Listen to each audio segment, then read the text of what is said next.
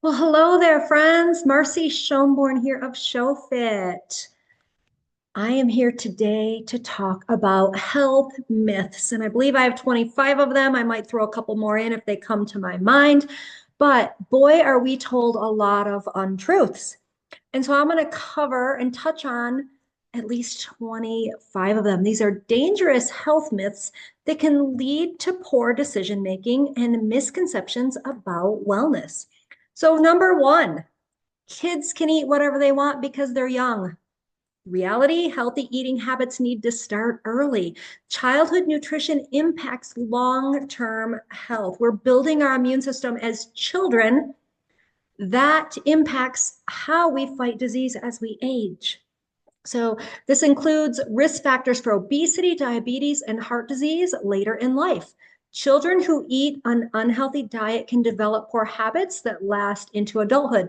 And the sad thing is, we are seeing kiddos now with non alcoholic fatty liver disease, with sclerotic arteries. All kinds of things are going on in kiddos' bodies that used to happen to older people. Not good. So, myth two, you can eat whatever you want if you're thin. Reality, thinness doesn't equal good health. And I love to say skinny doesn't equal healthy, but healthy equals skinny or thin. Skinny isn't always a good term. You know, that's I'm aging myself, dating myself there because that's what we used to say. We didn't used to look at skinny when I was young as bony, and now that's how people look at skinny. But thin doesn't always equal healthy. Healthy always equals thin. And because a healthy body will naturally drop weight. So if you're struggling to drop weight, you've got a health concern. So even if someone has a normal weight, poor eating habits can lead to nutrient deficiencies, high cholesterol, and other health issues like insulin resistance or heart disease. Another myth, myth number three, if you're not overweight, you're healthy. And I've even talked to people that are 100 pounds overweight that tell me, well, I'm healthy. I just need to lose some weight. If your body put on that kind of weight, you're not healthy. There's dysbiosis, there's breakdown. So, reality, body composition is more important than weight alone. A person with a healthy weight but high body fat percentage may still be at risk for conditions like heart disease, diabetes, and high blood pressure. So, this is why you also don't want to be the thin fat girl. And that's another phrase you may or may not have heard that's kind of more in like fitness circles, but maybe you've lost all your weight. I was in this place. So, over 6 years ago, before I got back to the gym, I had lost all 60 pounds that I needed to lose, that I had gained when I got sick. And I did that without going to the gym. So that's another myth that you can't lose weight without exercise. I hear that all the time. Marcy, I don't have time to exercise. I can't lose weight. It has nothing to do with it. Weight loss happens in the kitchen. And so then at that time, I weighed the same as I weigh right now, but I was the thin, flabby girl. And so that's why the skinny fat, whatever you want to call it, however, you find it less offensive, but there is a lot of that. And you're thin and you're still flabby, and then your body fat composition can be off. So that's where exercise comes in, which is really, really important. Myth number four, detox diets will cleanse your body of toxins. So the reality, your liver and kidneys already perform the job of detoxification. That's why we need to be kind to our liver and kidneys because they already have a huge job. There's no scientific evidence that detox diets or products remove toxins from your body. In fact, they can sometimes be harmful by eliminating essential nutrients or causing imbalances. But here is the clincher. If you eat healthfully, I teach people how to eat healthfully to heal their body. I specialize in cellular nutrition. So when we eat to heal, meaning every nutrient we put in our body has a job, then over time, our cells do detox. And that's why my clients will see more size loss with weight loss than they would in a previous diet. I hear that all the time.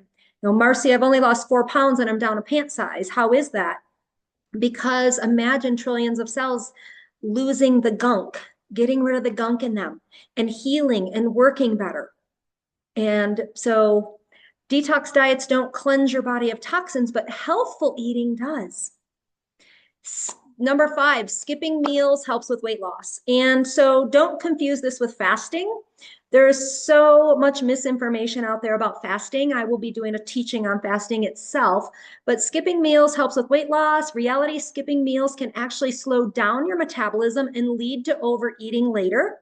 A consistent eating schedule helps to regulate blood sugar levels and energy, preventing overeating and promoting better weight management. And so consistent eating schedules, that's another topic.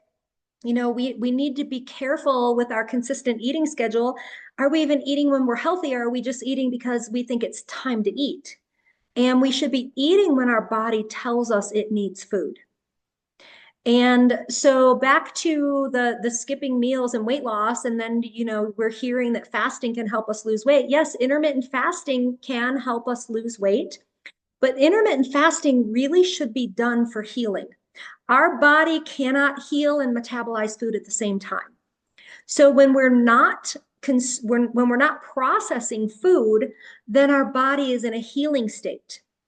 And so that's why intermittent fasting can be so healthful, but it's not always the best means of weight loss. And it's not a means to use at all if you have not gotten sugar out of your diet for at least 3 weeks.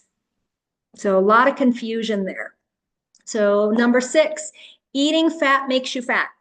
So reality, healthy fats, such as those found in avocados, nuts, olive oil, healthy olive oil, and we'll talk about that another time, are essential for the body's functions, including hormone regulation, brain health, and nutrient absorption. Trans fats and excessive saturated fats are the real culprits for weight gain and heart disease and throwing our hormones and metabolism off.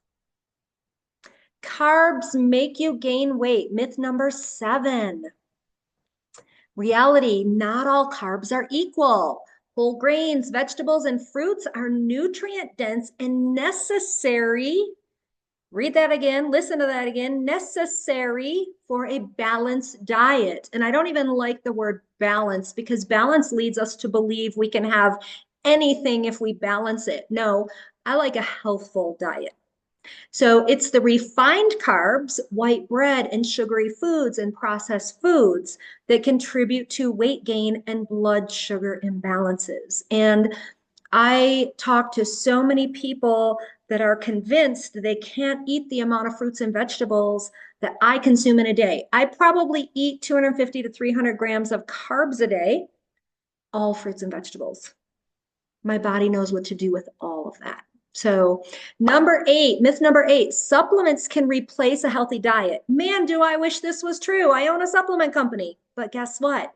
It is not true. And I teach my clients to get their food right and then a little bit of supplements if they're needed.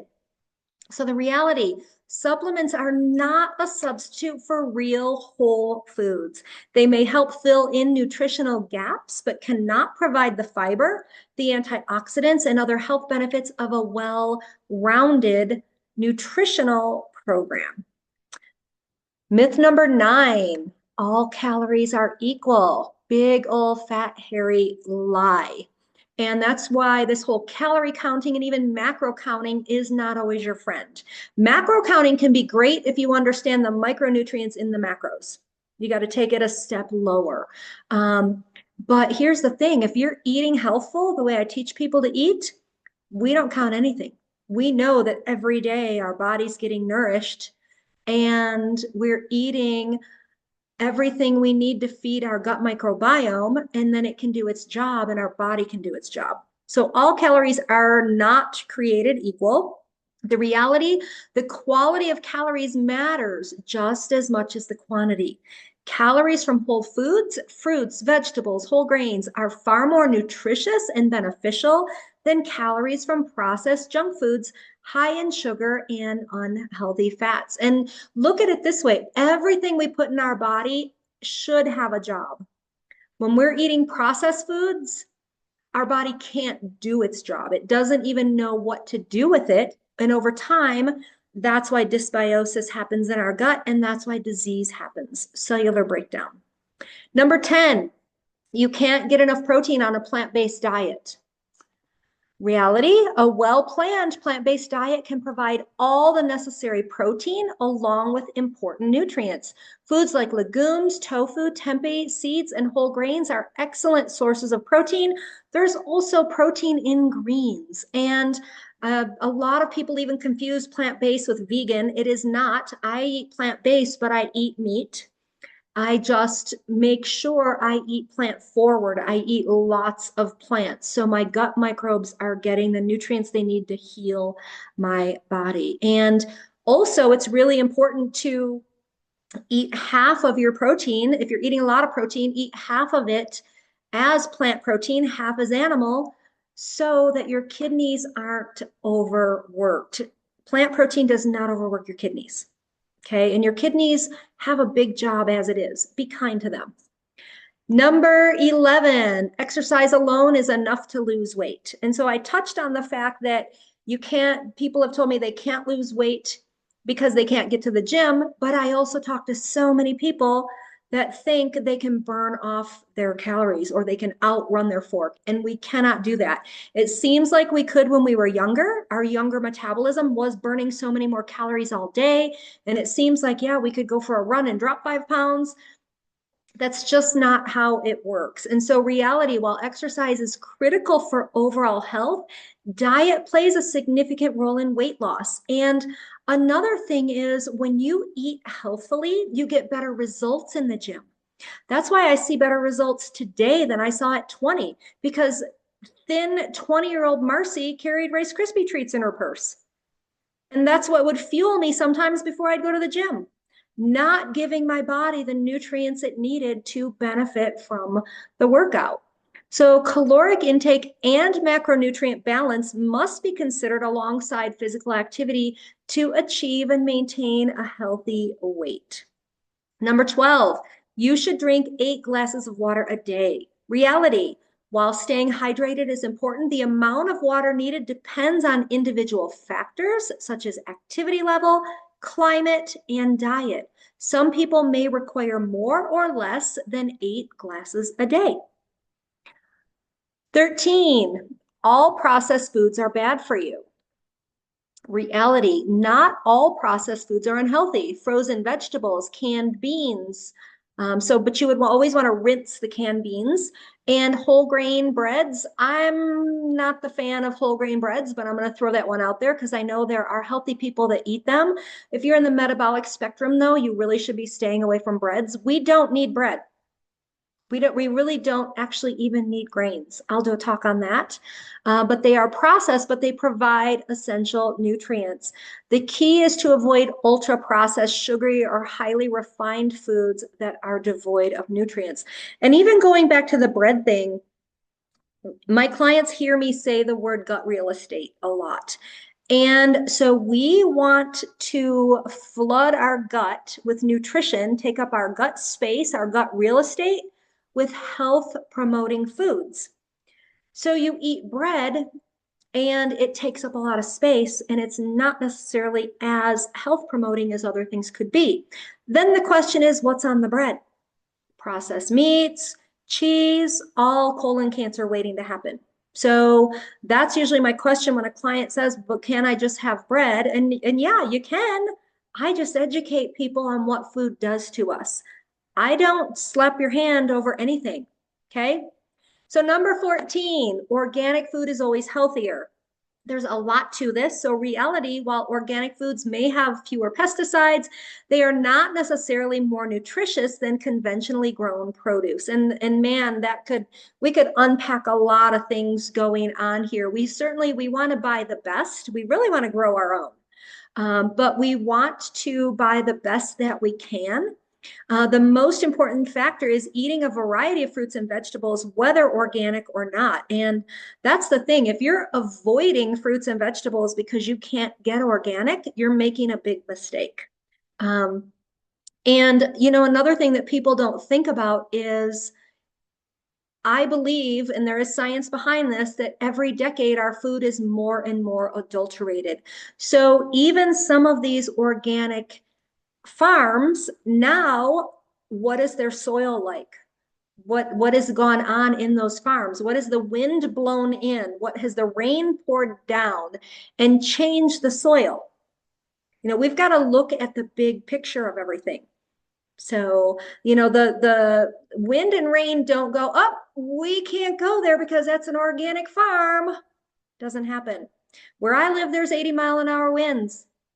Do you really think it doesn't blow garbage into my yard? I'm very sure it does. Number 15, eating late at night causes weight gain. So there's also a lot to this. So the reality, the timing of your meals doesn't directly affect weight gain. It's overall calorie intake.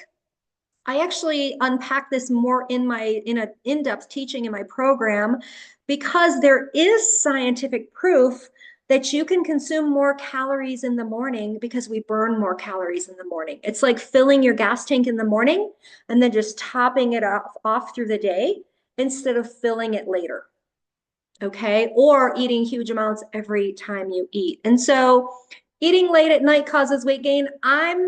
I don't think it's necessarily eating late at night. I think it might be what you're eating late at night that is more of the culprit. So number 16, vegetarian and vegan diets are automatically healthy. Oh, wow. Is that a good one? I have worked with so many what I call potato chip vegans.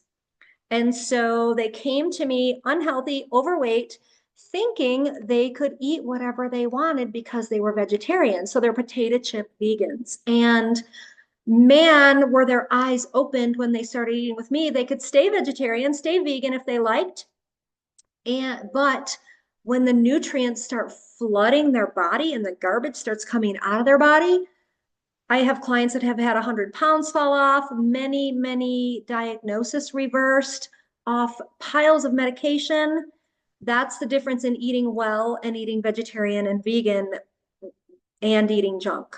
So the reality, a plant-based diet can be healthy, but it can also be high in processed foods. Plant-based really isn't high in processed foods.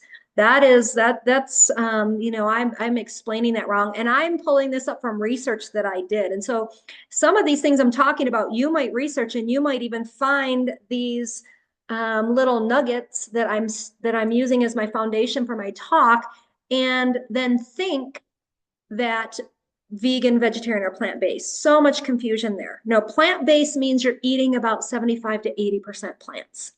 And that is super healthy for our gut and healthy for aging. So whole plant-based foods like fruits, vegetables, and legumes are ideal, but it's important to avoid processed meat substitutes and refined carbs. Sugar-free foods are healthy. So reality, many sugar-free products contain artificial sweeteners or other unhealthy additives that can still affect gut health, blood sugar regulation, and appetite. So natural sweeteners or whole foods are better alternatives. So number 18, if you feel fine, you're healthy. Not necessarily true. I have seen a lot of really sad stories where people have thought they were fine. And actually, I don't know how often people have reached out to me in panic and said, Marcy, all of a sudden I have. It's not all of a sudden. It was created by gut dysbiosis and cellular breakdown. And the first diagnosis with that takes about 10 years. Then the second, third, fourth, and fifth diagnosis, because they will keep coming, does not take 10 years. So if you feel fine, that doesn't mean you're healthy. So maybe you feel fine, but can you, go for a hike? Is your BMI off? Lots of things to factor in here. So the reality, many health problems such as high blood pressure or high cholesterol can be silent for years before showing symptoms. Regular checkups and preventative care are important even if you feel fine. Number 19 myth, you should stretch before exercising. The reality, static stretching before a workout can actually increase injury risk. Instead, dynamic warm-ups like light cardio or movement-based stretches are more effective for preparing muscles for exercise. And my favorite thing to do is just grab a light weight to do your first set.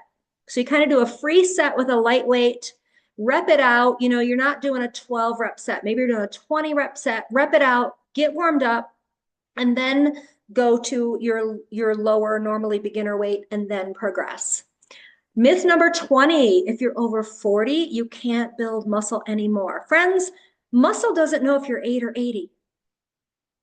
Fact. That's the beauty of it. So the reality with proper strength training, adequate nutrition, keywords there, adequate nutrition, and recovery time, recovery is as important. It is absolutely possible to build and maintain muscle at any age, especially after 40.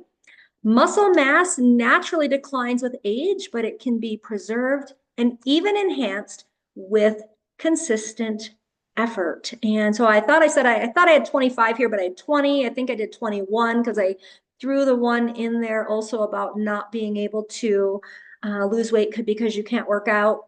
But the conclusion, these health myths can lead to misguided choices that impact long-term wellness.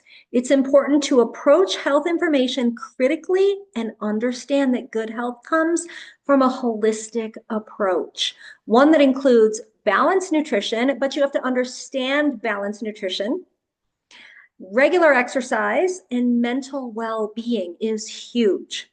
Relieving stress, lots and lots of things that go along with all this. So always be cautious of quick fixes and trust evidence-based practices for optimal health. And I am very funny about everything that I talk about is evidence-based. So I hope you enjoyed today's talk. Subscribe, share it with your friends, follow me. I am going to be here a lot. I have a lot to talk about so we can all age well together. Have a great day, be blessed, and take care.